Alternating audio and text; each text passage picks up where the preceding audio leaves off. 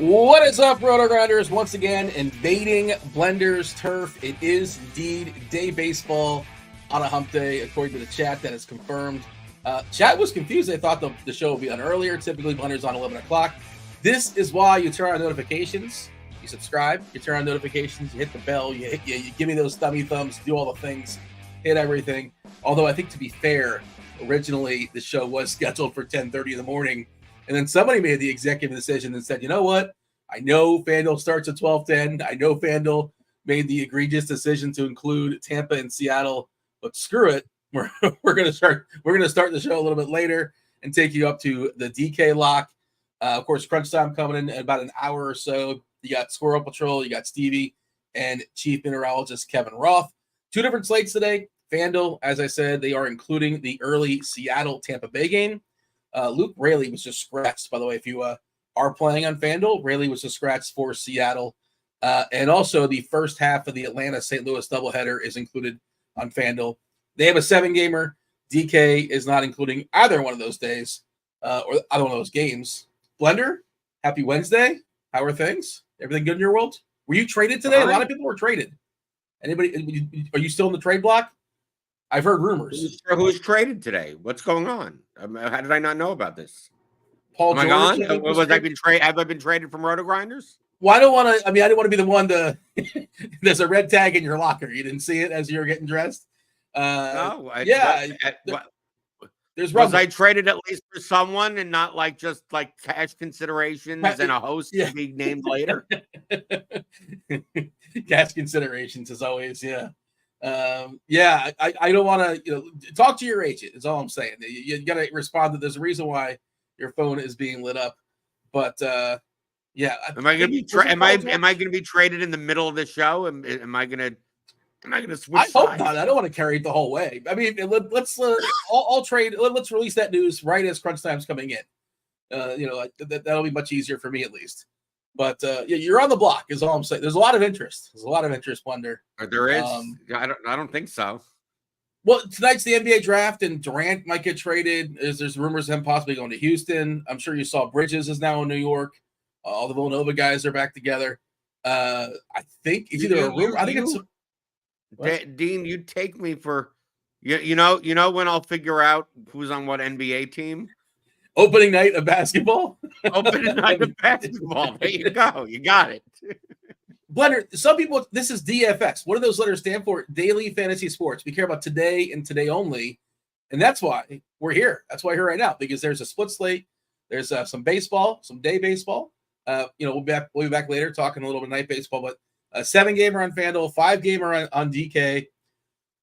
Dallas Keuchel, he wasn't traded, but he is back in our. Actually, you know what? Dallas Keuchel was traded. I didn't know he was still throwing baseballs professionally. I think he was playing for Nashville. 36 years old, former side. Good for him. What are the air quotes there? I'm putting professionally in the air quotes. Oh yeah. I was looking at his minor league numbers, and he's throwing baseballs today allegedly for Milwaukee. So 36 years old, facing AAA hitters. I think it was 45 strikeouts, 7 innings. Which again, did anybody have any clue this was going on? Nashville is the base of RG. Nobody in Nashville but they sound the alarm. By the way, Dallas Keuchel is throwing baseballs right down the road.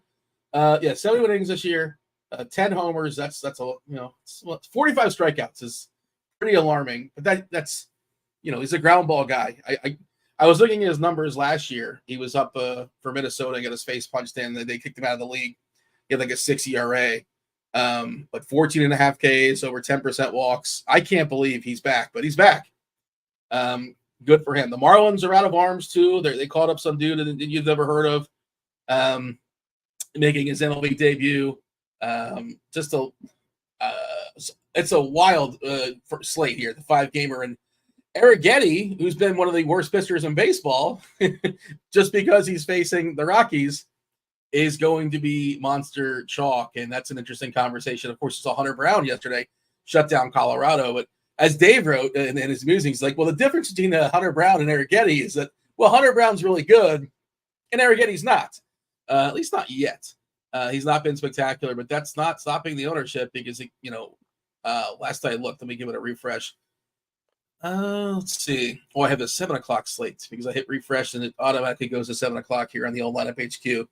But I think he was like at 50% ownership. It was a monster number.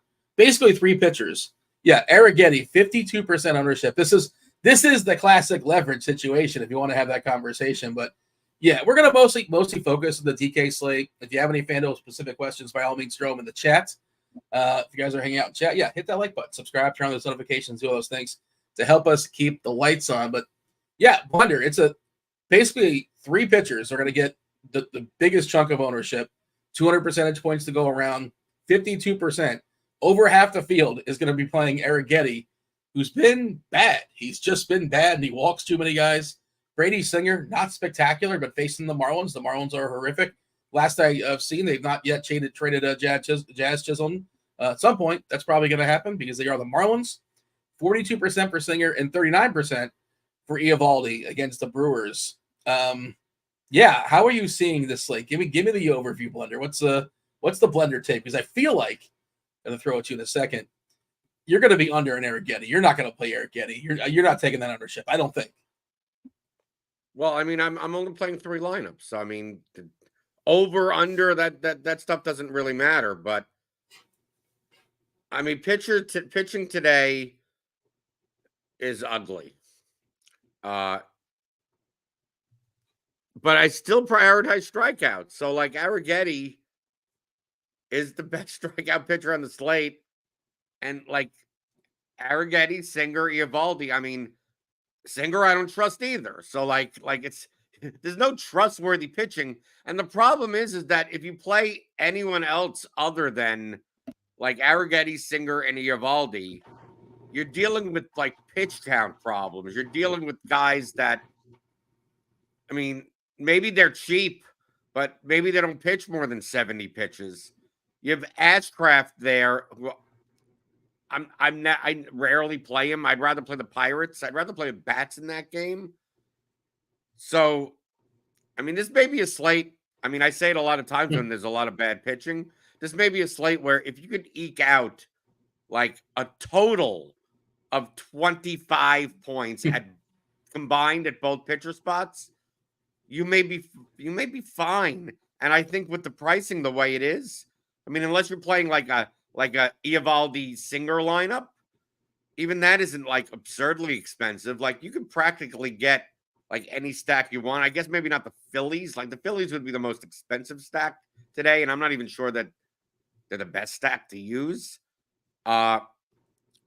Really, it comes down to, like I always say, lineups, not players. So, like, if you want to play the leverage with, playing, Colorado against Arrighetti, like, yeah, you're going to play Brady Singer in your lineup. You're going to play Nathan Eovaldi in your lineup. But if you're playing like the 2 chalk pitchers at like 40 to 60% owned, well, then you have to be much more cognizant with the bats that you're playing, that you're not just playing an all chalk lineup.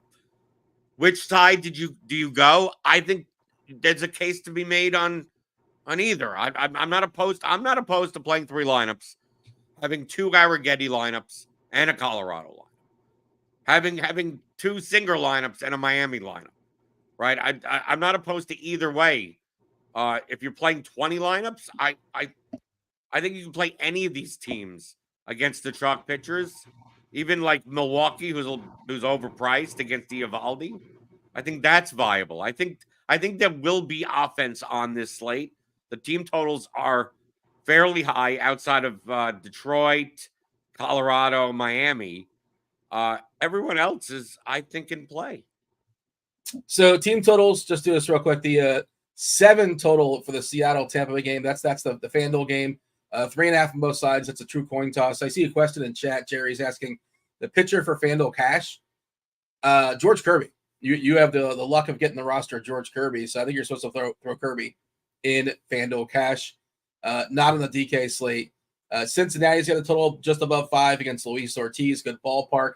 Pittsburgh at 4-4. We'll talk about stacks later, obviously. Philly at 5 as well, locked in for 9 at Detroit. The combination, the dreaded combination, the 1-2 punch of Tyler Holton and Montero is the expectation. Montero to be the bulk pitcher to come after the opener. They're running this one back after yesterday's rain out, which was kind of a bummer. Lopez and Gibson, two pretty good pitchers. Lopez better than Gibson, 8 total for Atlanta and St. Louis. KC, once again, has over a 5 total. They've disappointed the last several days with the heat. It's cooled off a little bit in KC, down to 82, but the Marlins are rolling out Valente Beloso, somebody they traded for. It was a minor trade with Houston, I think, last year. He's making his MLB debut. Nothing really impressive about him. It's just that they're desperate for arms. They have injuries, so whatever. Let's just throw somebody out there. Houston, almost a 5 total against Ryan Feltner. Colorado at 3.5 against Arrighetti, who's going to be, again, really, really popular. Texas a 4.5 total against Keuchel. Eovaldi on the other side is the favorite, 4 total for Milwaukee. That is your 5-gamer and your 7-gamer, depending on where you are shopping. And like the thing is, like you kind of alluded to, Blender, the Arrighetti thing. It's like you can't just push a button and say Arrighetti's not going to be great. I'm not going to play him, and like he gets beat up and you win, because like that you also got to replace him with somebody else. You can't just say I'm not playing him. Now who are you playing? Now who's left standing? I guess you can do the Singer-Eovaldi combination. You know, the two of those three is going to be really popular on DK. Like I was saying, let's see if I can do some quick math. What's that? It's 94% plus 38%. Yeah, like almost 130%. Like it's the next guy is Ashcraft getting 19% against Pittsburgh. He's stretched out. They called him back up in the minors. They sent him down for some tutelage. He's thrown 6 innings his last 2 minor league starts. So if things are going well, he can throw 90 plus pitches or so. But he's not spectacular. But he's a competent major league pitcher, I guess. 19%, Feltner at 17%, somebody we just never roster. And Houston, you know, obviously not a big, not somebody you really want to pick on necessarily. The K's aren't really there. Turnbull revenge game. Dean, I don't mind Feltner today. Okay, well, like 6K, we're grading on a different scale. Yeah, it's a different scale. I mean, on a different day, you wouldn't. The standard of today's slate goes way down. Context. But I'd much rather play Feltner at 6K than some of these other guys like Balazzo or Montero or Luis Ortiz. Because like Feltner could pitch 90 pitches, 95 pitches. I mean, this game is outside of Colorado. And the Houston lineup without Kyle Tucker in it, I mean, is not. I mean, no it's not a lineup that I want to pick on, but I mean, there's a Cesar Salazar. I mean, I think I ordered that from a restaurant the other day. That's catching for the Astros. How'd that work out for the you? Bottom of the order. I mean, it's not like Feltner has a high strikeout rate or anything. I mean, you're playing Feltner for like please 12 points and you're good. Give me 5 decently clean innings with like 3 strikeouts and 2 earned runs, and let me get out of there alive. But at least he has a leash. Like the problem with some of these other pitchers is that even if they're in better quote unquote matchups, is that like, dude, if they give up 2 runs, 3 runs, they don't even have strikeout stuff enough to like make up for that. And they're going to be cold. I mean, they'll for the 4 innings, 2 strikeouts, 4 earned runs, and they're already at 80 pitches, and they're done. So like guys like Turnbull at 9K, I'm not playing. I mean, Dallas Keuchel is just revenge game for Turnbull. But yeah, they're just if there's no leash, and the other thing is he's 9K. Like they want 9K for 70 pitches. Like, come on. What do we do with that? What is the ceiling? That's kind of my issue. It's not. I mean, the strikeout prop is 3.5. I mean, I'm not paying 9K for a guy that has a strikeout prop that's similar to what Zach Greinke's strikeout prop would be. And Dallas Keuchel, I think, is just out of the. I mean, come on. No.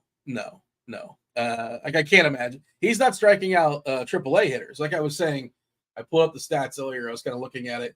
45 strikeouts in 71 innings. The minors. That's really bad.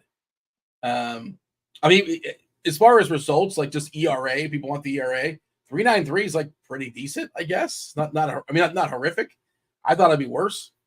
Again, I was looking at his stuff last year. Remember he came from Minnesota last year, very briefly. And he got his head kicked in. Yeah, 37 innings. He had a 6 ERA. I rounded up. It was 5.97. I shouldn't round up. He 10% walk rates, 14% strikeout rate.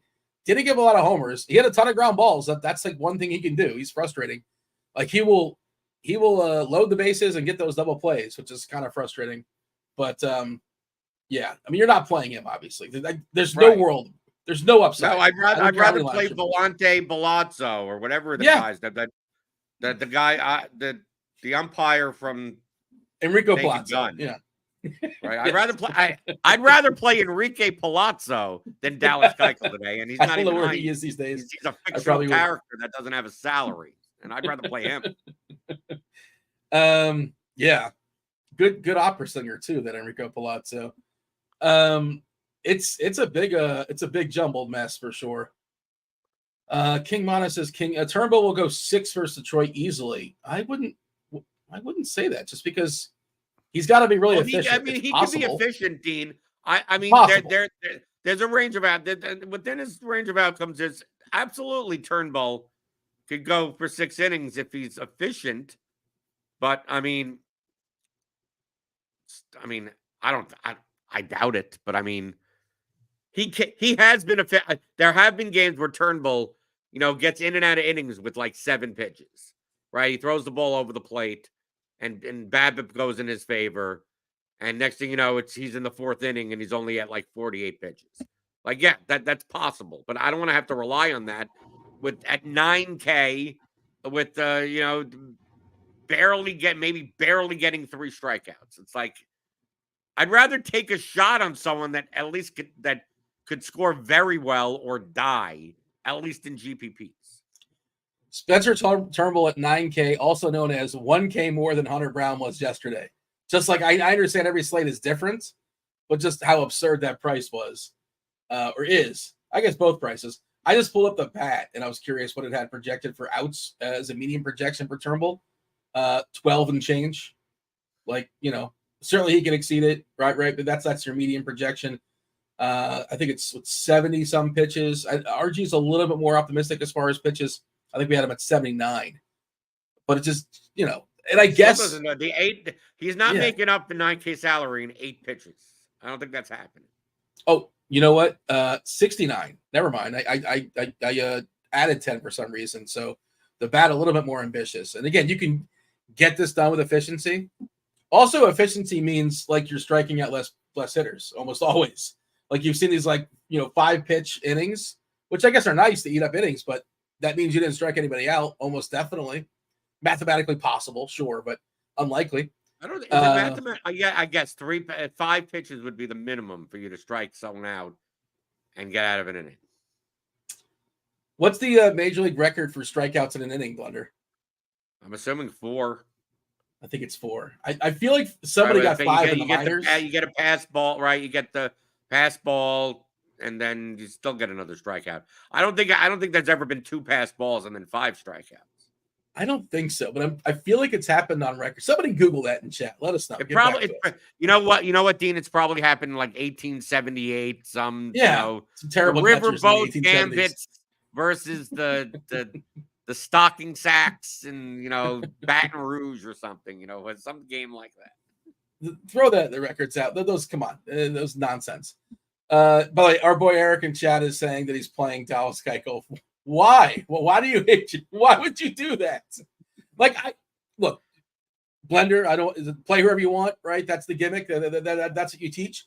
But come on, at some point you got to put a stop to that. Could you add an amendment to that and say play whoever you want, but never Dallas Keuchel in 2024? Can you say that?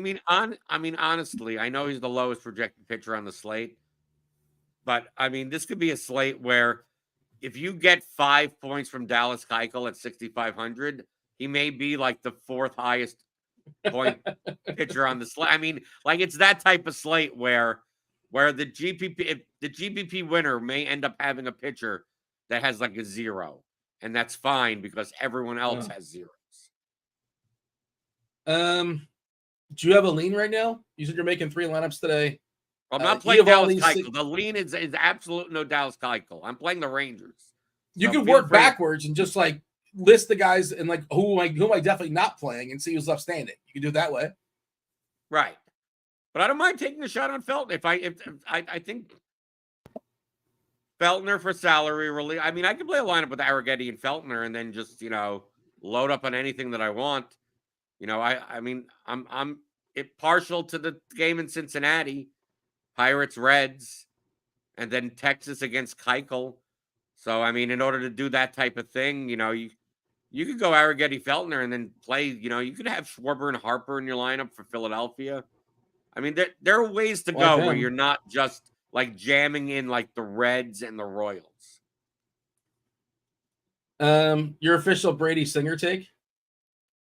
He sucks, but I mean, everyone does on this slate.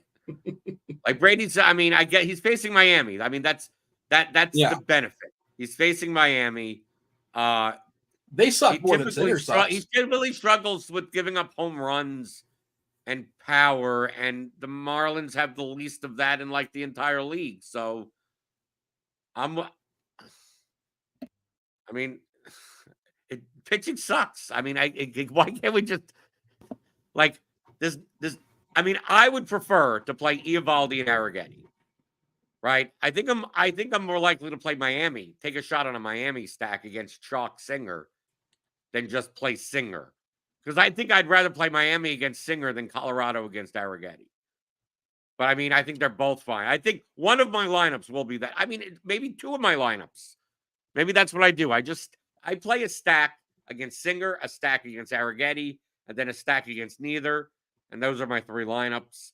And if one of them gets blown up, I could win because it's a 5-game slate. If this was a larger slate, 10-game slate, then there wouldn't be as much leverage to be had. But I mean, when pitchers are going to be 40 to 60% owned on a 5-game slate, there's always value in taking the leverage, especially when like if you don't play Arrighetti and you play Ryan Feltner, are you really missing out?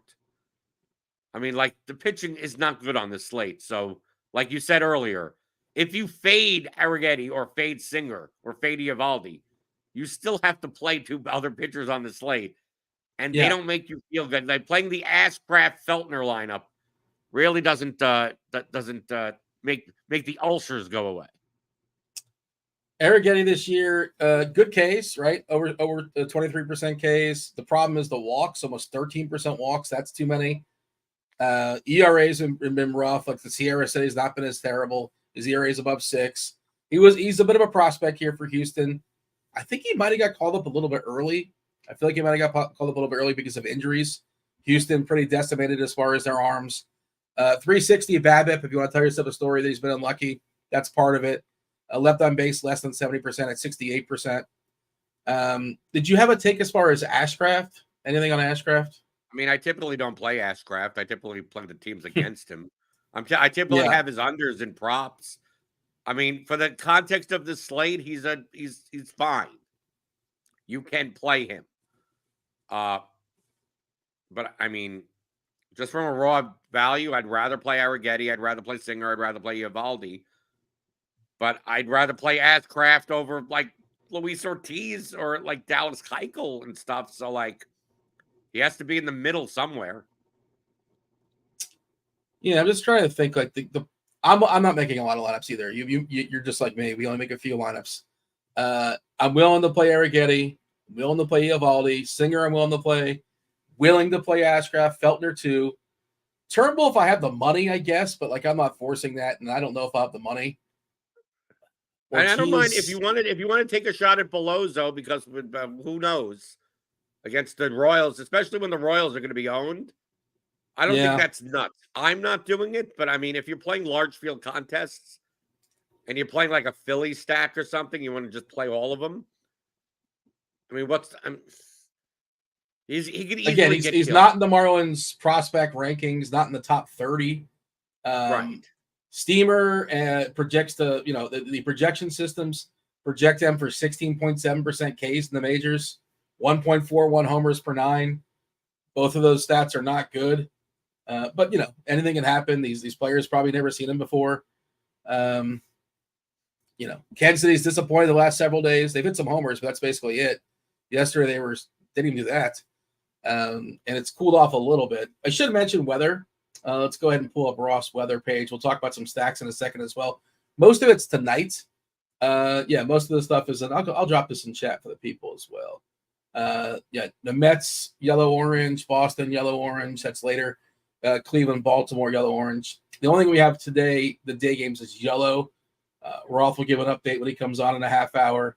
But, yeah, just sort of keep that in mind. If anything changes, Roth will be on top of it. You got Squirrel coming in. You have Stevie coming in as well. But I have really nothing else to say as far as pitchers. I feel much more confident, like I'm definitely not playing this person as opposed to like I'm excited to play that person. That's kind of where I'm at. But I like you said, you're willing to play the chalk pitchers, but you got to play them a little bit differently. Right. And I also agree with what Mari Dainese even says. You know, if you want to play trash pitching, just go all the way down to the 4K pitcher. Play Kiter Montero against the Phillies. I mean, you can. The only reason I don't mention Montero is that I just don't think I don't think you need a 4K pitcher. I mean, I think you could play Feltner for 2K more, and it doesn't really affect the rest of your like. I don't think there's that much to pay up for bat wise, where you're like jamming in like all these 5K, 6K bats that you could do. I think you could do that with an Arrighetti Feltner lineup. Maybe not an Eovaldi Arrighetti lineup. You want one extra batter or something like that, sure, but I'm not sure if it's worth it. So that's why, like, yeah. But I mean, the sentiment does fit with the narrative that I said, that I'm not sure how many points anyone's getting at pitcher today. So if you're able to get the same amount of points at 4K that someone else does at like 8K, and they all both get 8 points or something, like, yeah, you save the money. But you have to make it up with, one of the expensive bats actually doing well. So every slate is different, but like all these pitchers, we could somehow throw all these pitchers on last night's slate, 12-game slate, 24 pitchers, none of them will be owned.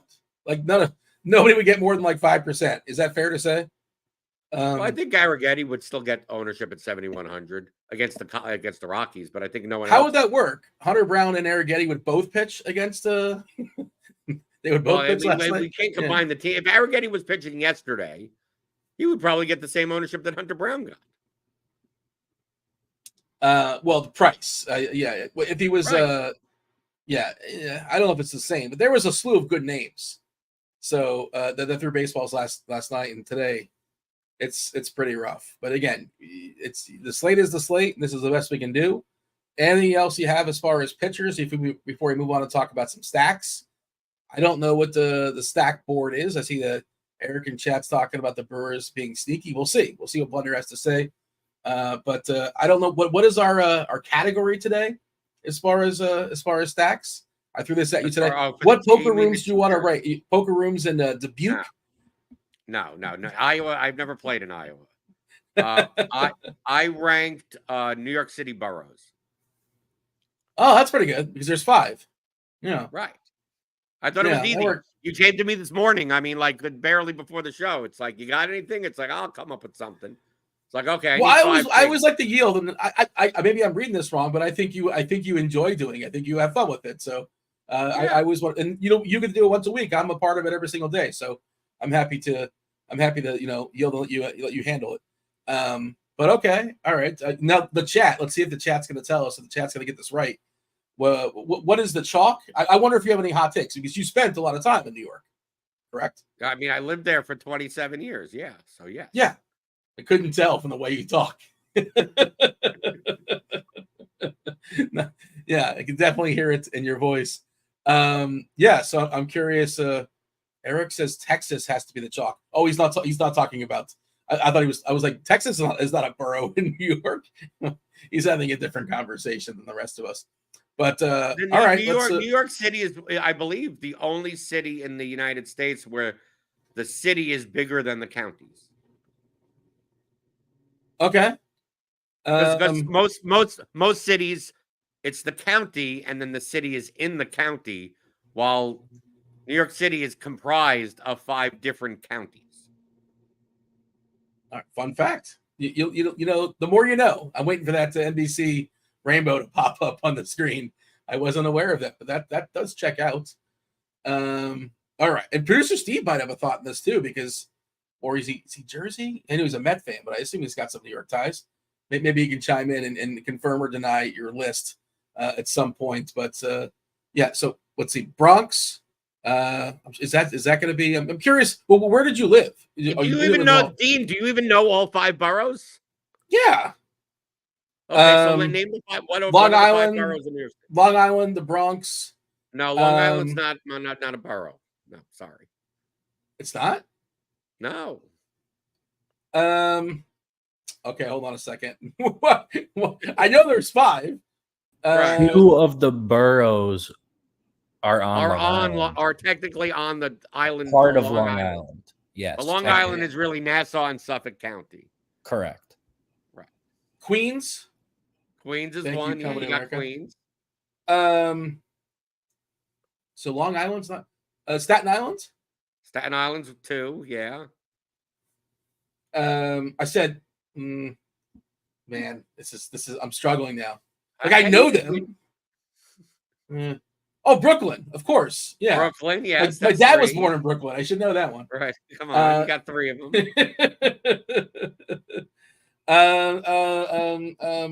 Manhattan. Yes, I have him, right? I got all 5? Yeah, and the Bronx. Yeah. I got him. Yeah. It took me a second to get there. Right. All right. People in the chat are like, bro said Long Island. So Brooklyn's going to be number 1. I don't know. I don't know what the chalk is. I'm not sure what it is, but everyone in chat should know. Everyone that knows better should know at least what the bottom is, right? And we could argue. We could argue about any of the top or whatever like that. But by far, the bottom is going. If you don't, if you can't get the bottom, is it Queens? I don't know. I don't know what the bottom is. I don't know what the clear and obvious bottom is. When's the last time you were in New York, Dean? Let's see. Be 10 years ago. Yeah, I saw I've been to the new Yankee Stadium. Okay. That's in the Bronx. Yeah, it's been a while. Citi Field, where the Mets plays. I've been there. I've been to Citi Field as well. Okay. Yeah, but it's been like maybe 10 years. People are saying the Bronx. Anyone that's saying the Bronx is not from New York. So it's not the Bronx. People use the stereotype of the Bronx, but the Bronx is definitely not the bottom. The bottom is easy. The bottom is the easiest one. Well, let's go ahead and let's reveal it. Now you got my curiosity. 8. I was going to say Staten Island. Staten Island's obviously. I mean, it's so obvious. Like I don't even know why I even need to explain it. Well, feel free to take a second and explain your borough. Okay, I said Brooklyn was number 1. Brooklyn's number 1. I mean, obviously, I have a bias because that's where I lived and grew up in Brooklyn. It's the big. If Brooklyn was its own city, it would be the 4th biggest city in the entire country. So, like, Brooklyn is like the main where most of people live, and tons of culture, different neighborhoods. I mean, you have South Brooklyn and you have Bay Ridge area of Coney Island, but you also have downtown Brooklyn. You have like the Polish neighborhoods in like Williamsburg and Greenpoint, and then obviously the gentrified areas of Bed-Stuy and Bushwick, which weren't all that great of an area like 20, 30 years ago. But Brooklyn, number 1. Manhattan, obviously number 2. I mean, that's the city. When New Yorkers say they're going into the city, that's Manhattan, the island of Manhattan, where all the things happen, where the World Trade Center was, where the Rockefeller Center, Madison Square Garden, and you take the subway. There's no parking. Don't even bother. Don't bother driving into Manhattan. There's no point. You're going to be stuck there.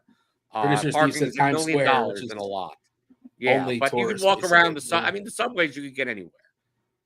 So yeah, so Manhattan is number 2. Queens is like Brooklyn, but a little bit more rundown. So like Queens has some nice areas, Long Island City, Astoria.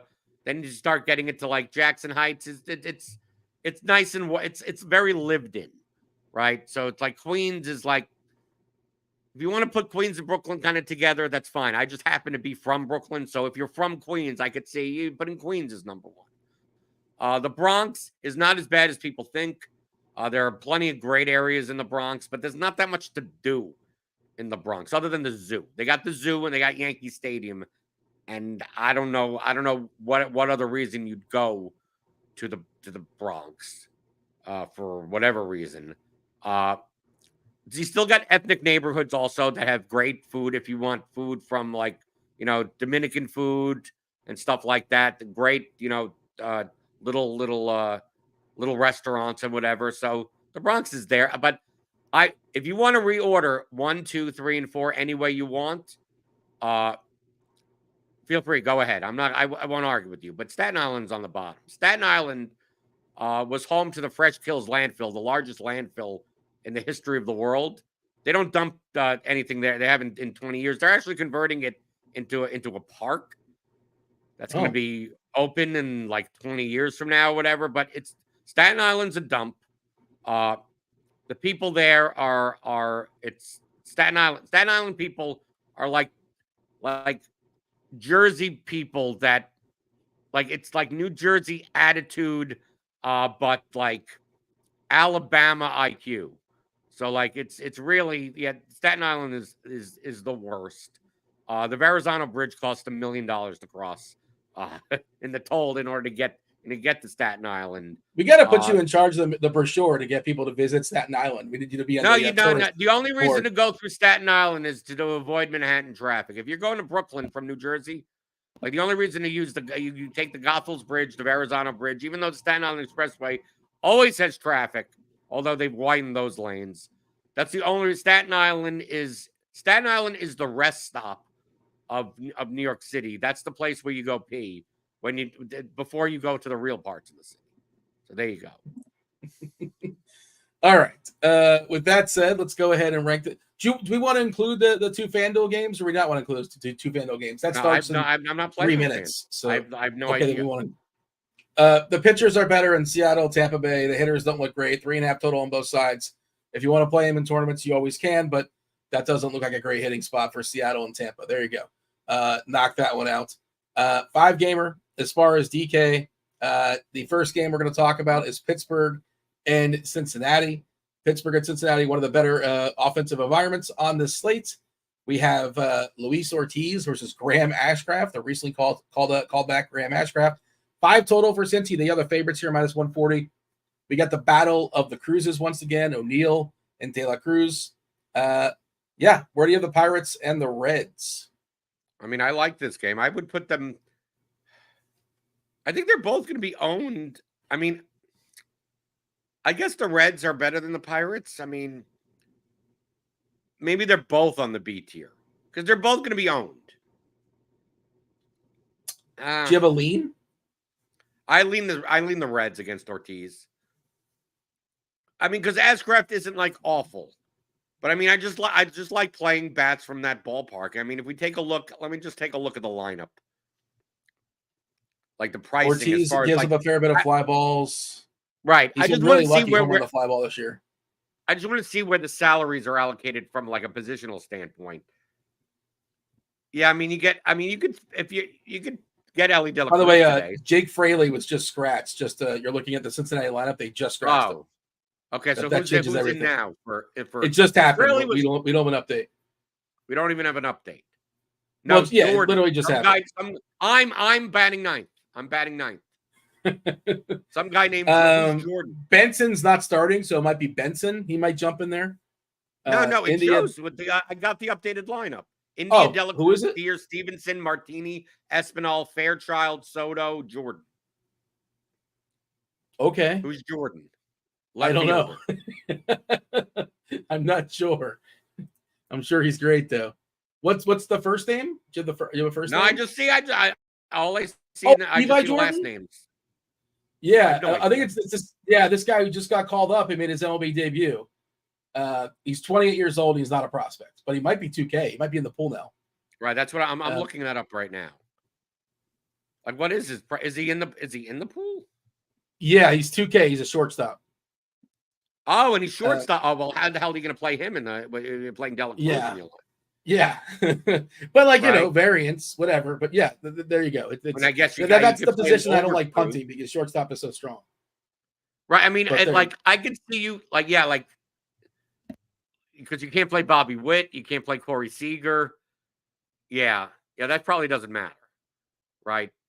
That Jordan guy probably doesn't matter. So that takes a little bit of the wind out of the sail of the Reds.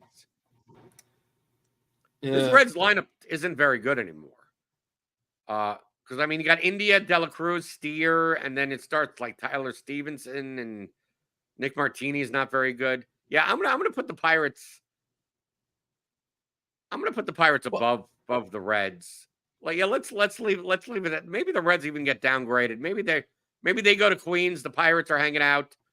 They're hanging out, skating around by the Christmas tree at Rockefeller Center. They're going by 30 Rock. They're hanging out at Times Square. Yeah, I think I'd rather play the Pirates today than the Reds. To be fair, by the way, just worth noting, Jake Fraley has fully stunk this year. Just like you're saying that the lineup is downgraded, and it is downgraded, but Fraley's been terrible this year. Just throwing that out. Yeah, but I mean, the bottom of their order, the Reds, I mean, I'm assuming this team total is going to go down even. I mean, I'm not even sure why the team total was this high to begin with. But I mean, Steer, Dela Cruz. I think India's cheap at 3,400. Tyler Stevenson, 3,600 is fine. I mean, and then you pick out one of the guys at the bottom of the order. I don't know. Like, it's not great. It's not great, but I mean, it's not like the Pirates are great or anything like that. No. I mean, it really would. They're both fine. They're both good. I like this game, right? I would put neither of these teams in Brooklyn because I think that the ownership will follow. But I will have partials of this game. Like, if I play Texas, like I'll play Texas plus Pittsburgh, Texas plus. By the way, I'm not sure if you saw Texas. I guess they're afraid of Keuchel left on left. No Corey Seager for Texas. What are people doing? Well, he's had injury. It was probably a planned day off. I'm guessing, right? He's had some injuries, and it's the day game after a night game. But it's not. And now I'm not going to go bonkers and actually roster Dallas Keuchel. I'm not doing that. But but the Rangers lineup have actually gotten cheaper. They got Derek Hill and Davis Wenzel in the lineup, and they're $2K. Right? Yeah, I mean, Wenzel's supposed to have some power. I think Hill is too. I'm pretty sure. I don't know if we've seen it yet, but at least in the minors. We'll get to that in a second. Let's knock out Philadelphia and Detroit. Spencer Turnbull revenge game taking on the Tigers. Holton is the opener. Montero is the presumed long man. Philly 5 total, locked in for 9 against Detroit. Where are we at as far as the Phillies and the Tigers? I mean, the Phillies are expensive. We're talking about stacks, not just single hitters. I mean, they probably have the highest raw ceiling on the slate. So it's a 5-game slate. They can't be like, their ownership will be lower than they should be only because of how expensive they are. So I'll put them in. They're hanging out in Manhattan. They're hanging around Broadway. They're going to see some shows, right? They're going to see the Lion King musical or something like that. So is that still Phillies, playing? That probably is, right? I don't know. Don't they eventually all like act shut down? Spider-Man one. I mean, Spider-Man never really had a run. Didn't Spider-Man have like an injury on the set and like I have no idea. I think that was famously had like an injury during like rehearsals, I believe, and it was like a disaster economically. I think they lost a lot of money. But continue. You were saying you have Philadelphia and Manhattan? Yes. And then the Mavs is Tigers, telling us the Lion King is still playing. Oh, yeah, the Lion King is still playing. Okay, so there we go. Yeah, Detroit, never seen it. Detroit's like the lowest projected stack on the slate, but they're also cheap. But I don't think you need the cheapness today. Like, I don't even think you even need that cheap. I'm putting the Tigers. The Tigers they're going to the landfill. They're going to Fresh Kills landfill. They're going to Staten Island. The Tigers, they're going to the Tigers are going to the Staten Island Zoo, which is also an awful zoo. So they could go there. The Bronx Zoo is better. Is the good zoo. Staten Island Zoo is, maybe there should be people in there. They should hold people in the Staten Island Zoo, not the animals. I'm good with Riley Green as a one-off, by the way, if you're one-off shopping. Henry Malloy is still really cheap as well. I don't mind that. But there's a lot of cheap bats here for Detroit. As a secondary to make stuff work, I'm okay with some Detroit stuff. Okay, let's move on. Miami, the Marlins. They're in Kansas City taking on Brady Singer. Valente Veloso is throwing baseballs against the Royals today. Royals have over a 5 total. No Massey. Massey is sitting today. I guess he's played a couple games. since coming back from injury, and they want to give him a day off. He also got pinch hit for yesterday when a lefty came in, of note. But, yeah, Marlins, Royals, what do you got? The Royals they're not the highest raw projected team, but they are cheaper than the Phillies. Against a guy that's really not a prospect. I mean, just a guy brought up from the minors, essentially. I'll put him. I'll put him where Steve put him. There, this is why parking sucks in Manhattan. Look, you already got 3 teams, 3 full teams bringing their cars into the city. What, like $30 an hour? What's the going rate these days for a parking spot? 25. Well, you get a garage. You can't find a meter. You can't find a meter on the streets. You're gonna have to park in a lot for like. You never get a meter. Why do you have the meters in the streets? They open it up for actual traffic. I know, but like that doesn't make any sense to me. Like I feel like it can be better suited. That space can be better suited for like through traffic, where traffic gets a little bit smoother, and like you'd have a little bit more dedicated parking spots as far as like garages. That doesn't make any sense. There's no space, Dean. So we take away those spaces. You build a garage. You knock out a Walgreens or something. Where? Have you ever been to Manhattan? There's no space for anything. Yes. Well, there's space enough for one car to sit there for 2 hours on a meter. Right. Even Steve understands. There's no where are they building this garage? On top of Walgreens. On top of what? Where are they building a Walgreens? I don't know. There's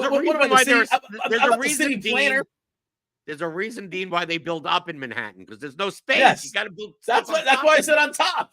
I said on top of the Walgreens. You're going to put some random parking garage on the 27th floor of some. How are you getting cars up there? Are you flying them up there? Are you attaching them to a helicopter and bringing them up? I mean, what are you doing? Again, I'm an idea man. I'm not an execution man. There's your idea. Now execute it. That's the phrase of someone with very bad ideas. Okay. We shall. Are we moving on? Well, I got to put the Marlins. The Marlins have to go somewhere. Well, I mean, we know where the Marlins are going, but go ahead. They're hanging out. The Marlins are because Brady Singer's owned. They can't be in Staten Island, so they'll hang out in the Bronx. Yeah. All right. Fair enough. I mean, they got some good. I mean, cheap. The fish isn't terrible. You can get some good fish tacos in the Bronx. So, like, I think the Marlins actually do good there. That's a San Diego thing. I feel like San Diego's got better fish tacos. If we're going to be comparing, probably. But the Bronx has fish tacos, so go there. Yeah. Well, they have everything. Yeah. All right. 2 more games. We got crunch time coming about 7 minutes or so. Blender, you have some homers for the people, I'm sure. Like, you're not going to just cheat and pull up the bat and see who's projected. Let me pull up. I got homers. I mean, it's a lot of work for you. I know. It just pull up the bat. Yeah. This guy's projected he's got a 29% chance at a home run. All right. Yeah, I got some homers. Don't worry about it. Do we have to have a certain number of likes for the people, or are you just going to give them away? You man the people or not? Well, I mean, if you just get the bat projections, you'd have the homers already, and you'd have them at better prices. Silverback Racing TV says the Bronx disrespect is unacceptable. Did you not listen to me before? The 1 through 4, they don't. You can rank any way you want, and I will not argue with you, but there's no question that Staten Island's on the bottom. All right. So the chat was saying that's where Pete Davidson's from. Is he like a stereotypical Staten Island? Yeah, he made a movie about Staten Island, didn't he? Something right. No, he's not a stereotypical Staten Islander because he's actually successful. And I think is it Colin Jost? I think is it Colin Jost and Davidson who own a ferry that goes back and forth? I think they actually bought one of the ferries. No, there's they don't own there's a ferry that the city. It's like public transportation. No, they bought one. No, I think they bought one actually. Oh, they bought one of the old ones and they use it for whatever. I think so. Yeah, there's a story. This is a thing. They didn't buy the Staten Island ferry. Apparently, Snooki is from Staten Island. I'm being told in the chat. So see, I'm telling you, Wu-Tang is like she's successful. You can say what you want about her, but she's successful. Right. Wu-Tang is the only thing out of Staten Island that's worthwhile. That's it. All right, shout out to Inspect the Deck. Colorado and Houston, 8.5 total. Arrighetti versus Feltner. Where are we putting the Rockies and the Astros? Well, the Rockies obviously have the most amount of leverage. So they're going to hang out in the Bronx with the Marlins. That you could obviously play leverage on a 5-game slate. And I think the Astros, I think they're going to be overowned. I would put the Astros. I mean, they're not leverage. I mean, yeah, they're right in the middle. You know, they're in Queens, right? They're at a Greek restaurant in Astoria, right? Having their pitas, right? Having their whatever the. Are you a Euro guy or a gyro guy? Euro or gyro? It's gyro, Dean. Anyone that says gyro. Gyro. But you're definitely outing yourself by saying gyro. It's like they give you the eye. They give you like a gyro. Really, I know what you want. Right. Come on, really. Right. All right. They're asking about rain. It just started raining here. As somebody asked that, has rain popped up? No, we're still seeing yellow. Roth will be out like 5 minutes or so. He'll give you guys an update, but looks like everything is at least pretty good. Yellow, green in Cincinnati, yellow in Detroit, yellow in St. Louis for the FanDuel game, and green in Kansas City. Winds blowing in. All right, Blender. Last game, Texas, Milwaukee, Dallas Keuchel. They dusted them off. They're bringing them out against Nate Eovaldi. Texas, I don't want to say the B squad, but no Robbie Grossman's batting second, right? Adalis Garcia does not get the day off. There's no Seager, which is kind of a big deal. There is some cheapies. Hill, by the way, not a lot of power, but some speed. Wenzel's supposed to have some power. He had some power in the minors. They are very cheap. Eovaldi versus Keuchel. Where do you have Texas Rangers and the Brew Crew? It's Dallas Keuchel day. I mean, just heck against him. And you know what? I almost prefer that Seager's not in the lineup. You know why? Because it's cheap enough today that you could stack the Rangers. You still have your shortstop spot open, and you could play Ellie De La Cruz or Bobby Witt in your lineup instead. One of the Cruzes of the Witt, yeah.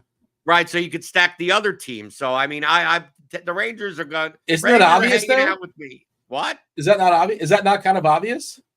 What's not obvious?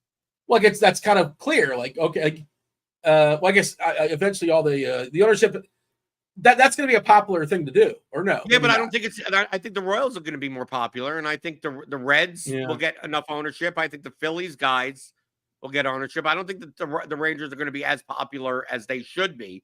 I think the Rangers should be the most owned team on the slate, and they may end up coming in like third, especially with Seager not in the lineup. People may not want to play. Oh, well, Seager's not in. That's a downgrade. To me, it's not a downgrade from a DFS purpose because I get to play a good shortstop from another team now, and you could easily make that happen. So the Rangers are they're hanging out with me in Mill Basin, Brooklyn, right? We're going to the Mill Basin. We're getting some bagels. We're getting some pizza, me and the Rangers, me and Adolis Garcia, hanging out at the bodega, eating our bacon cheese sandwich, getting our little coffee with extra cream and extra sugar, light and sweet as it should be. Me and the Rangers today.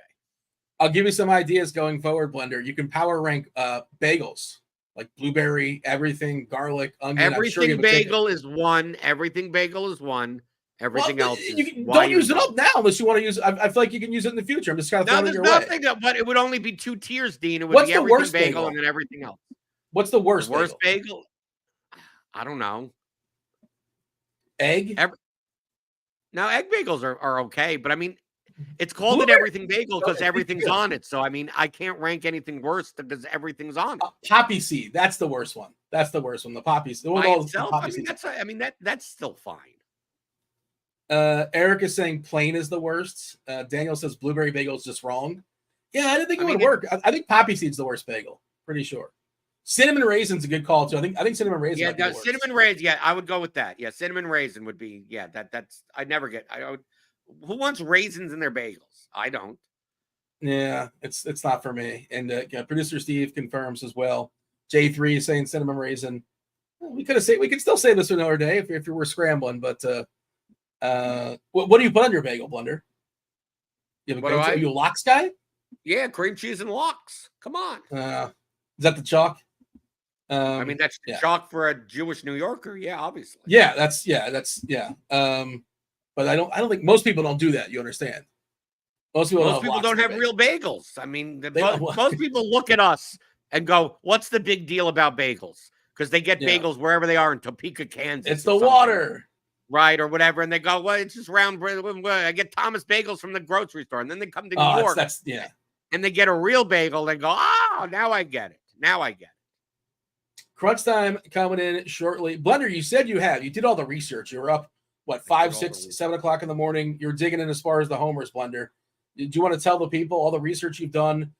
Who's going to hit home runs today? Who are your homer calls? Oh, these aren't calls. These are just bets. What's currently on the board, according to the bat projections that show a positive expectation, we got Ellie De La Cruz plus 475 at BetMGM. Pretty good number. Let's see. Marcus Semien. Where's the best number? Plus 575 at BetMGM. I like that number that's too. Another one. And apparently, Alex Bregman to hit 2 home runs is plus 12,000. And apparently the bat thinks that's an edge. If you want to get plus 12,000 on it, I mean, I wouldn't do it, but I mean, talk about high variance. But Bregman to hit 2 home runs. So that means that's 120 to 1. Correct? That's yes, what's that's 120. Right. Yeah. That's good. You're going to get one of those. If you could break even on those, getting one of those. Yeah, I'm really quick with math. Per season, like per 4 months. Anything else in these other games? Oh, also, all the shortstops. So basically, Bobby Witt at plus 475 also. If you don't have a shortstop today that hits a home run, you're probably in trouble. Yeah, probably. Well, I mean, you never know. They could all get two doubles, a stolen base or something. If your shortstop is, you're playing someone at the shortstop position that has a 0, you're going to be in trouble. So, all right, we have first pitch coming shortly. Crunch time coming in now. Kevin Roth, Squirrel Patrol, as well as Stevie. Let's bring in crunch time right now.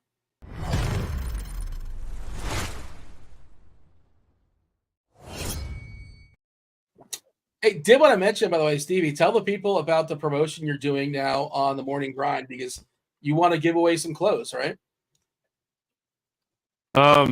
Yeah, sure. Couple times a week, we're going to do a Morning Grind contest, and it'd be like premium swag, all kinds of different stuff. So my hot sauce kicked in as soon as you said my name, my hot sauce was kicking in, and we have a meeting that we're attending right now. So I was turning off the meeting and the hot sauce. So you threw me for a loop there for a second, but yeah, a couple times a week, 2-3 times a week on the Morning Grind, we'll be doing a Morning Grind contest and giving away premium swag, all kinds of fun stuff. You said your hot sauce is kicking in. I'm so confused. I had tacos. I had to get some lunch tacos in before the show, and I'm a hot sauce guy, and it was it's hitting me, I'm not weak like you, Dean. I don't eat mild hot sauce. To volunteer, I want to just make my mouth on fire. What a strange thing. Oh, it's the best feeling. It's such a good feeling. Well, Roth, okay, oh, go ahead. If you do hot sauce, it still has to have a lot of flavor. It's not just hot. A lot of hot peppers have a lot of good flavor. It's just, why do you do this to yourself? It's so unnecessary. I don't understand it, but do you watch that? You watch the hot ones on the YouTube? Have you watched that show? Yeah, I order hot sauce from them all the time. I don't get it. It's just one of those things it doesn't make any sense to me. But Roth, are you on team hot sauce? I dabble, Dean. Yeah, tacos. I think tacos deserve some heat, some hot sauce, some spicy element at least. But I'm not putting it on pizza and doing weird stuff like that. Whereas Stevie, I think, might put it on pizza. That's the vibe I'm getting. No, I don't do hot sauce on pizza. Maybe how you do some garlic for dipping your crust in? Crust? A good, that's what I was gonna say. On the crust? Maybe a little hot sauce on crust if you don't have a little bit of garlic sauce. Yeah. Blender, you got anything on sauce before we get out of here? Hot sauce. Does it look like I'm a hot sauce guy? Yeah, I was gonna say there's no way that dude. What does a hot sauce guy look like? So Blender was with me. He wasn't gonna verbalize it. That's fair. Squirrel, you have a thought before we step aside and get out of here? I put hot sauce on almost everything. That's my dude. See? Yeah, we're winning at life, Squirrel. Dean just doesn't know what that's like. I know, you just won a championship in hockey and everything, but Dean, you really missed out not being in the Morning Grind YouTube chat while Florida was winning the championship. The comments they were happy for me. They were outstanding. They were Dean's in a hoodie only. on the couch watching the game, helicoptering. Like, dude, you missed out. Like the comments were fire. You got to go back and like look at the live chat from when they win the championship. As an homage, I was going to go streaking for Kirkwood, but I decided against it at the last second. That's his bit. Whatever. One of these days, it's going to happen, apparently. He keeps threatening it. All right. Myself, Blender, we're going to get out of here. You guys have crunch time taking you all the way up the lock. It is Kevin Roth, it's SquirrelPatrol, it's Stevie, myself, and Blender. We do appreciate you watching the first portion. Do hit that like button if you have not done so just yet. Roth, take it away. Good stuff. Welcome to it, ladies and gents. You know the drill. Two of the sharpest minds in the biz, the Sauce Bros here. Going to walk it up to lock, maybe actually just before lock, because I believe, Stevie, you've got some recording you need to get done. Is that correct? Nope. You're thinking of Steve, our producer. Oh, all right. There was something. See, just noting we have Swolecast starts at 1 o'clock, so Swolecast, Steve produces Swart. Yep. Okay, I knew we had something. So we'll bounce out just a few minutes here. We've got about 25 minutes until we'll get out of here, which is not a ton of time, but it's also not a giant slate. So I think we've got the time we need. Quick weather update. There are 3 weather games in Detroit. I think all of that heavy rain stays south, and they likely just play through some sprinkles and showers. I think in Cincinnati, some light rain builds in, and they probably just play through that as well. And I think in St. Louis, game 1 of the doubleheader, don't know if it's on the slate or not, wouldn't be shocked to see a late start, but that game will play, and it will play uninterrupted once it does. So while there are some weather issues, I don't think it's a slate where you do anything about any of the weather issues. You just play your guys, and it'll probably work out. Does that work for you, Squirrel? Does that sound like a plan? Sure. Yeah. So no weather issues to necessarily adjust for. I think so. Yeah. Like there's low enough risk that I don't think we need to plan it out and try to work our way around it. And that's it. On the late slate, I do expect there will be bigger weather issues. So we'll cross that bridge when we get there. But in the meantime, Squirrel, how are you, man? Good. Yeah. Just sitting here enjoying my hot sauce. We got 5 games. So the FanDuel slate has already started. So I assume we're kind of just talking DraftKings. I think that seems fair. We got Stevie in the house as well. Stevie, does that make sense? Just DK focused here? Yeah, I mean, FanDuel, like the pitching on FanDuel was way better than the DraftKings FanDuel slate. So the fact that that's locked, hopefully Dean and those guys talked about it. But yeah, I think we focus really around like DraftKings. And I mean, people can make swaps as far as hitters, but you probably weren't playing hitters in the 12 o'clock game on FanDuel anyway, because that was 2 of the better pitchers on the slate. Gotcha. Okay. Well, then let's dive into this slate here on DK. We talked about the weather. I think we got to talk about the pitcher. Stevie, you can lead us off. You said it's not as good as what we had on FanDuel, but what do we have? It's atrocious. There's no other way. This is one of the worst pitching slates that we've had all year. Not Arrighetti. Not Arrighetti with the top ownership. Like oof. It makes sense to play him today, though, because the Rockies are so bad. I'm just gonna say that like the pitching slate is awful. I've spread out my pitchers because I don't trust any of these guys to get 15 fantasy points today. Not even like trying to get a ceiling of like 25, 30 today. I'm super happy if I get like a 30-point combined pitcher performance on DraftKings today. I think you're looking at Brady Singer because he has the easiest matchup against Miami. He's an average pitcher at best. But Miami's awful, so a little bit of Brady Singer. Mr. Spaghetti going up against the Rockies. I mean, he's all over the place, so we really don't know what to expect for him. And honestly, like the Rockies are the worst team in baseball on the road. So those are the 2 guys that you like really like the matchups for. Eovaldi has a tough matchup against the Brewers, but like he at least has a little bit of ceiling. Turnbull, we worry about his pitch count, but I mean, he's capable of striking some batters out. Detroit has a really bad bottom half of the lineup. Ashcraft against Pittsburgh is okay. He's not like a huge strikeout guy. I mean, Ryan Feltner is okay today because it's the slate. Like you could take some shots on him. Cheese had a good write-up on like why you could potentially take some shots on Feltner. I like Luis Ortiz today. He's really cheap on DraftKings. I wrote him up on Lineup HQ today. Really just because the Reds lineup came out and it was atrocious. They're missing a lot of people. The lineup looks awful today. Just overall, like it was like a 110 ISO 247 WOBA lineup against right-handed pitching. So I don't think Luis Ortiz is a good pitcher. I'm playing him because the Reds lineup looks terrible today. So yeah, you're still worried about the top half and some regression for some of these guys that have started the season kind of slow. But yeah, I have 7 pitchers in my player pool, Roth, and I don't like any of them. Oof. Who are your top 2 owned, or is it fairly spread out amongst those? 7? It's Singer and Arrighetti is like my 2 highest owned pitchers, and like I feel terrible about that. Right, that's the chalk. Yeah. Which is yikes. Okay. Well, Squirrel, I want to bring you in. I'm interested to hear how you're trying to break down this not good pitching slate.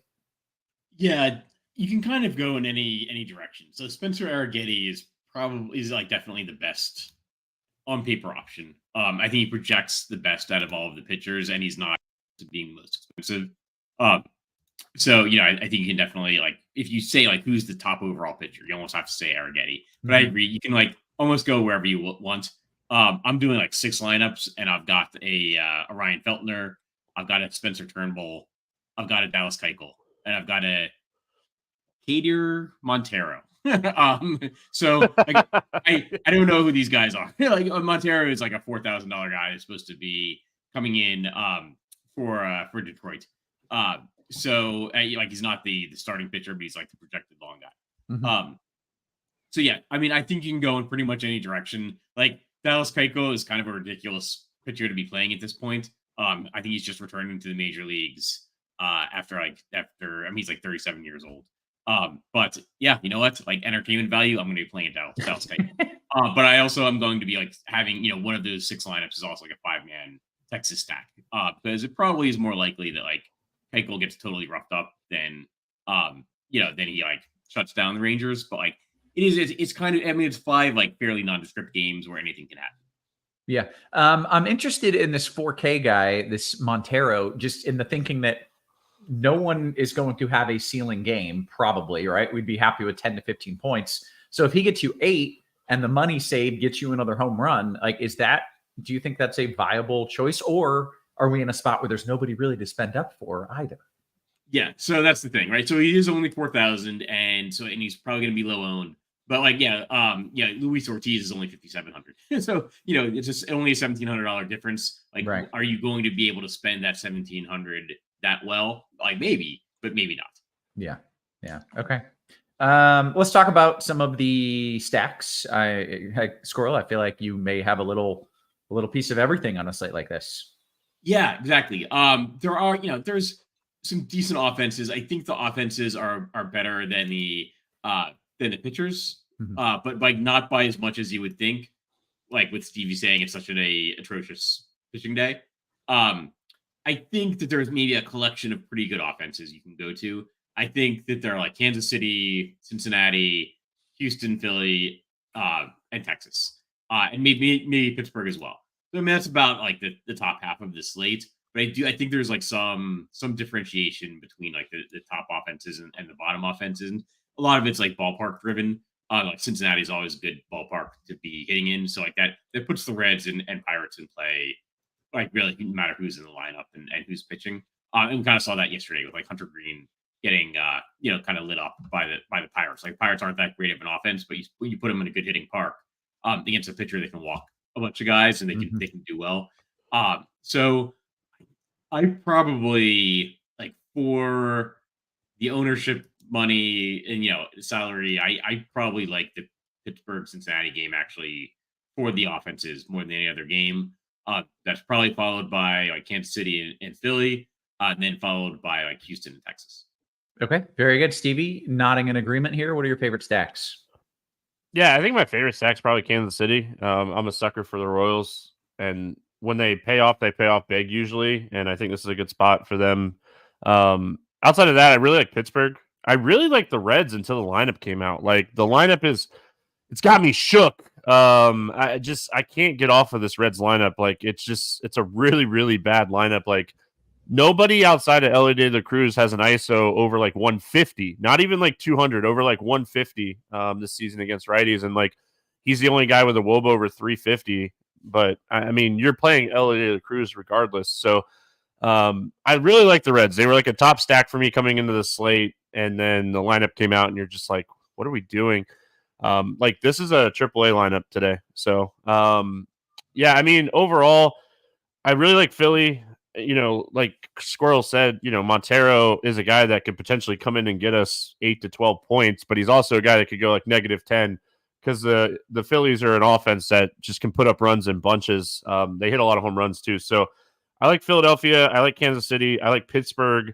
I really like Texas. Yeah, I mean, I'm going to still play some Reds just because I love the spot overall against Ortiz. I'll play a little Ortiz as well. And then, I mean, I'm a sucker for stacking against Arrighetti. So, like, I'll have a few, like, secondary stacks of Colorado just because, I mean, I know, like, every time I come on here, I feel like it's him that's pitching, but we really just don't know if he's good or not yet. So, and then the Astros, Feltner is a guy that's hittable. I really like Yordan Alvarez, and then just kind of closing my eyes because their lineup isn't the greatest today either. I was really high on the Astros coming into the slate, and it's just there's so many injuries with the Astros right now that the bottom half of this lineup just looks really bad. Yeah. Okay. Let's go around the horn, talk position by position. Stevie, start me off with some catcher talk. All right. Catcher today, I think like if you can afford Salvador Perez, he's the top option. And like we're gonna be able to afford these guys because pitching is so bad. You're gonna have a ton of salary. So like I think Salvador Perez, when you can pay up for him, you pay up for him because I think his ceiling is just so much higher than everybody else. Diaz at the top there as well against Feltner. And then Stevenson against Ortiz. Like those three catchers are all hitting fourth in the lineup. You're going to get good at bats from those guys. Or you just punt with a guy like Salazar from Houston against Feltner. He's 2,200. He's hitting ninth. He's not a guy that you're like excited to play. Or Jason DeLay. You just punt with those two guys. I really don't have a ton of interest in like the middle guys outside of maybe like Heim. Okay. Squirrel, any other names to add, or do you just want to move it to first? Yeah, I would just say like I think other than like maybe the top four guys, everybody else is hitting like 7th, 8th, or 9th. I guess Jacob Stallings is hitting 6th, but like it's mostly like 8th and 9th hitters outside of the top couple guys. Okay, then first base. I like Bryce Harper a lot. I also like Spencer Steer, Salvador Perez. If you're not using him at catcher, you can use him at first base, and then also in that same Royals lineup, Vinny Pasquantino. I think if you're looking to save some money, I probably am a little bit higher on Pirates than most people, just because of the ballpark upgrade, and Connor Joe's only 3,600. Yeah. Okay. Stevie, any names to add at first? I'll add Rowdy Tellez to that as well for Pittsburgh. He's hitting fourth today against Ashcraft at 2,800. The only other name that I wanted to mention is Hoskins, because Evaldi is a guy that is typically like reverse splitsy throughout his career. Hoskins is a guy that has a lot of power. So you could chase like a home run with like Hoskins and Adames against Evaldi. But Harper's my highest known first baseman today. Okay, great. Second base, Stevie. Yeah, I mean, Simeon against Keuchel, like Squirrel kind of mentioned when he was talking about Keuchel. Keuchel hasn't pitched in the bigs in like over a year, and his AAA numbers have been okay. Like, I mean, this is a guy at the end of his career, just happy to probably get another big league start here. But, I mean, Marcus Simeon against Keuchel is fine.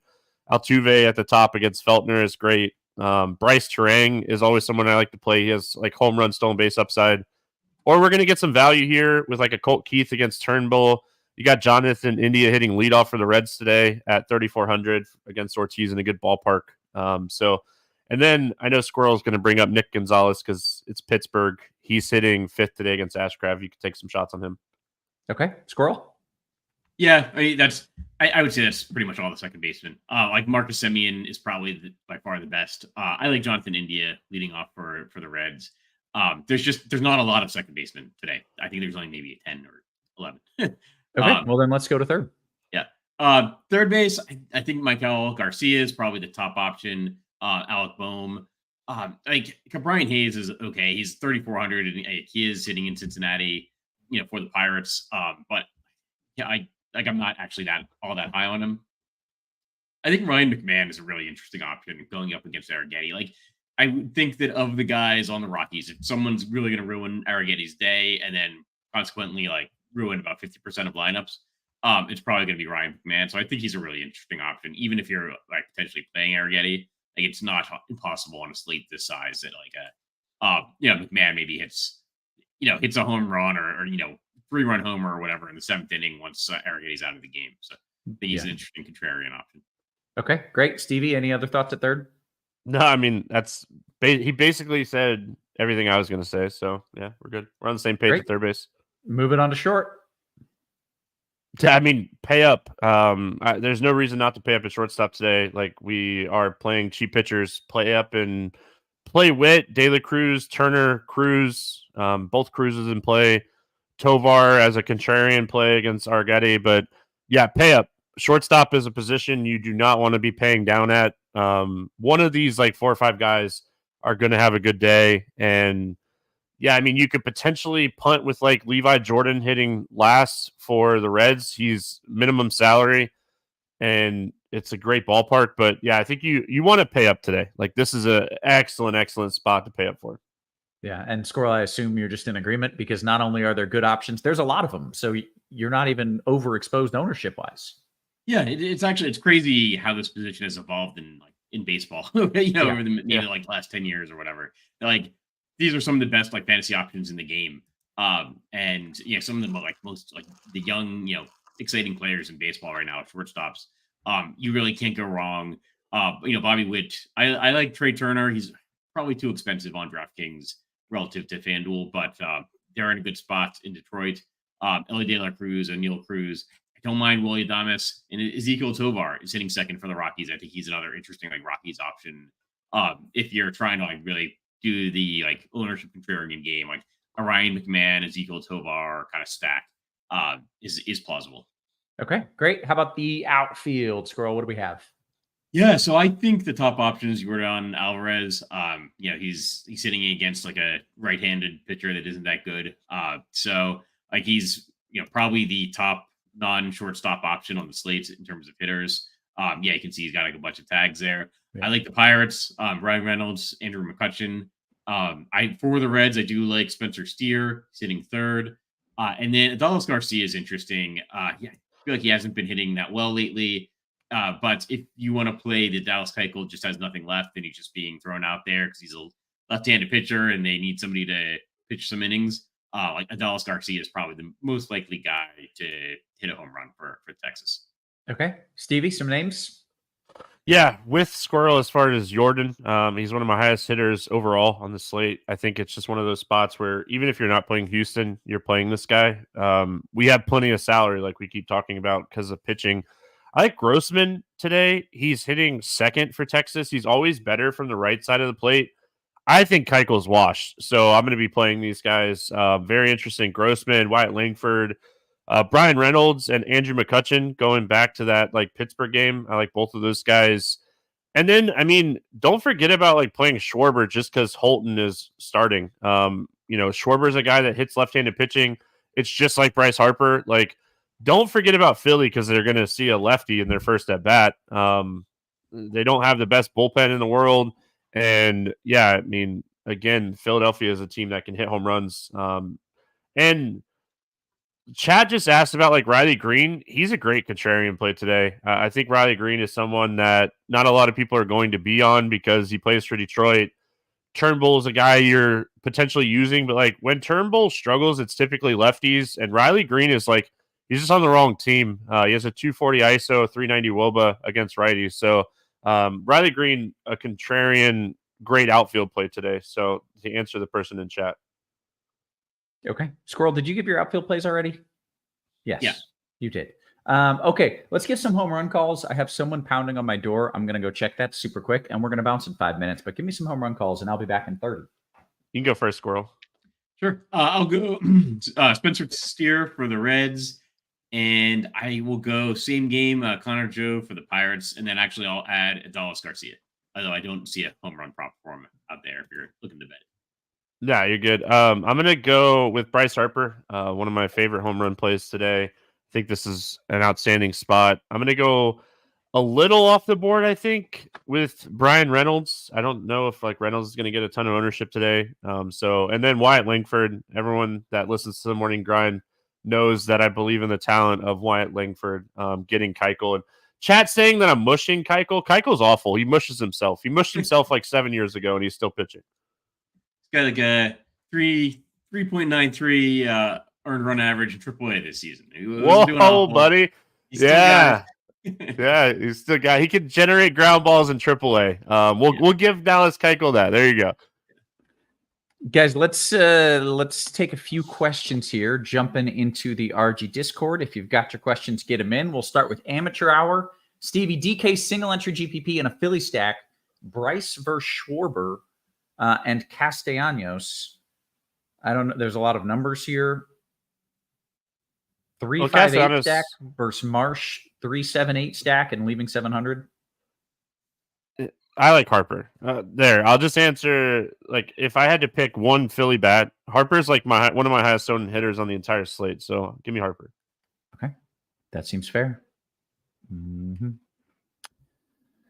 Make sure you sign up for RotoGrinders Premium if you haven't already done so. Hit us a little thumbs up, by the way, if you're watching on YouTube. It is free, and free is good, and we want to keep it free, but we need the eyeballs. So thumbs up, like, and subscribe, and make sure you sign up for RotoGrinders Premium. We got all kinds of sports going. We got NFL, like, kind of sneaky soon, creeping up on us. And we've got an option for whatever level you're looking for. 6-month combo subscription, exclusive price $469.99. That is a savings of $250 as opposed to buying 6 individual months of combo premium. You can get your first month of RG Premium $40 off for a limited time. And if you just want to kind of test run, see what's up, see how the product is, 3-day pass, $19.99. That is cheaper than these vegetables that just got delivered to my home. $19.99. You can't wait. Oh, I chose a poor vegetable. I shouldn't have got something green with my green screen. It's a good deal. Make sure you're jumping in on that. Let's see if we've got any QQs. Eric says, Squirrel, what are your thoughts on a Brewer stack? They kill right-hand pitching, and I'm not so sure they're going to be owned today. I think, yeah, they're all along the lines of you can kind of play whoever you want. I actually don't mind the Brewers. I don't think the lineup is out yet. And that, like, when there's like one lineup that's not out, I feel like people are like, you know what? I'm just not going to take the risk.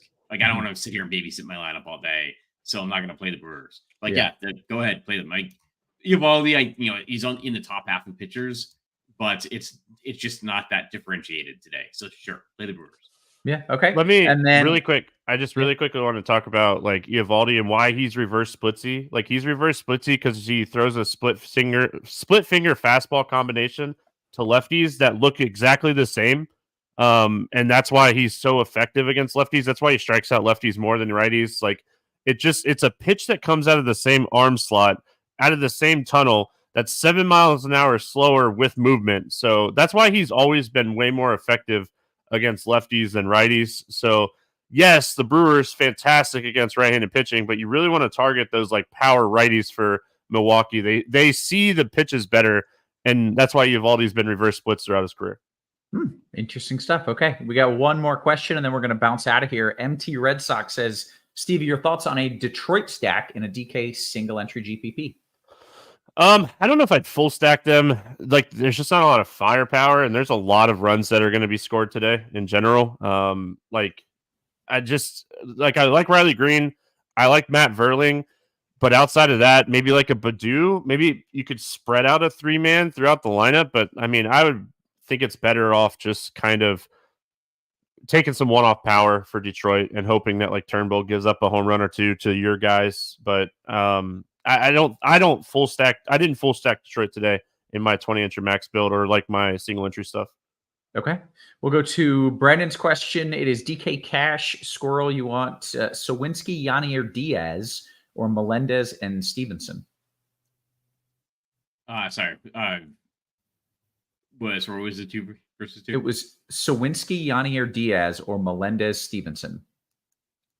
I'd probably go Melendez Stevenson. Let's see. Singer or Turnbull, Squirrel? DK, Singer or Turnbull? I mean, I think Singer's definitely the answer, but he's going to have much higher ownership. So it's just a risk thing. I would still probably go with Singer no matter what. But I think that if you want to go play somebody that's going to be really low owned, then go Turnbull. Okay.